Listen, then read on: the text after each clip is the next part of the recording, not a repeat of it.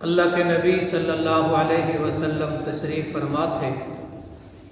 ایک اعرابی آیا، دیہاتی آدمی، نبی صلی اللہ علیہ وسلم کے سامنے اس نے گوہ کو ڈالا۔ گوہ چھپکلی سے بڑا جانور ہے، جنگلی جانور۔ اس نے گوہ کو آپ صلی اللہ علیہ وسلم کے سامنے ڈالا اور ڈالتے ہوئے کہا، ان آمن بک ھذا الذب آمنت بک، اگر یہ گوہ آپ پر ایمان لے آئے تو میں بھی آپ پر ایمان لے آؤں گا۔ میرے آقا علیہ السلام نے کیا کہا؟ آپ صلی اللہ علیہ وسلم نے گوہ کو مخاطب کیا، یا ذب، یا ذب۔ اب گوہ نے جواب دیا، فتکلم الذب بلسان عربی مبین یفہمہ القوم جمیعا۔ گوہ نے بات کی اور عربی میں بات کی اور فصیح عربی میں، سبحان اللہ، فصیح عربی میں بات کی، اور اس بات کو جتنا مجمع تھا سب نے سنا اور سمجھا۔ تو آپ نے کیا کہا؟ یا ذب۔ اب گوہ جواب دے رہی ہے، کیا کہہ رہی ہے؟ لبئی و سعدئی یا زینب و یوم القیامہ۔ گوہ کہہ رہی ہے، ذرا سنیے، گوہ کو بھی پتہ چل گیا کہ آخری نبی ہے۔ آج پڑھے لکھے جہلوں کو پتہ نہیں چلتا، نعوذ باللہ ہمارے آقا علیہ السلام کے بعد بھی اور نبی مانگتا۔ گوہ نے کہا یا ذب، گوہ نے کہا لبیک، میں حاضر، میری سعادت اے قیامت کے دن کو زینت بخشنے والے، قیامت کے دن کو زینت بخشنے والے۔ اب اس آدمی کا عقل دیکھو، لیکن ایمان لائے گا، یہ خیال رکھنا، یہ آدمی ایمان لائے گا۔ اس آدمی کو کہہ رہے، گوہ سے پوچھ رہا ہے۔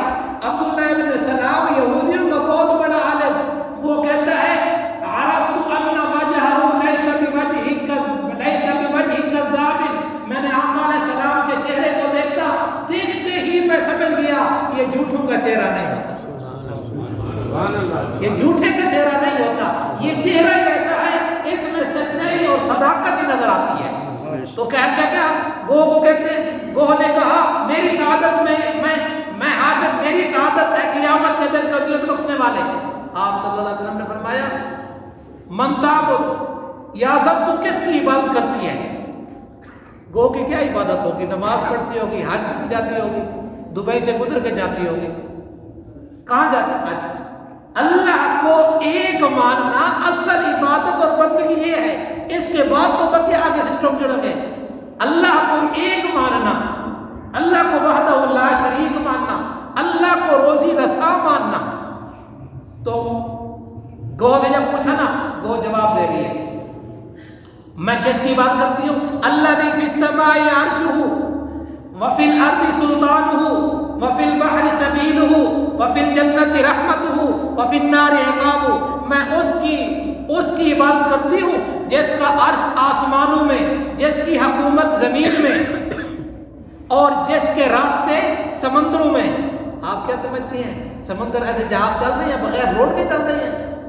ادھر تو نواز شریف نے موٹر وے بنا دی ہے، ادھر بھی بنا ہوا ہے، ادھر بھی بنا ہوا ہے، ایسے نہیں چل رہے، راستے ہیں۔ تو وفی الارض کیا ہے؟ وفی البحر سبیلہ، جس کے راستے سمندر میں، وفی الجنت رحمتہ، اور جس کی رحمت جنت میں، وفی النار عقابہ، اور جس کا عذاب جہنم میں۔ تو آپ صلی اللہ علیہ وسلم نے فرمایا من انا، سبحان اللہ، من انا، میرے بارے میں کیا خیال ہے؟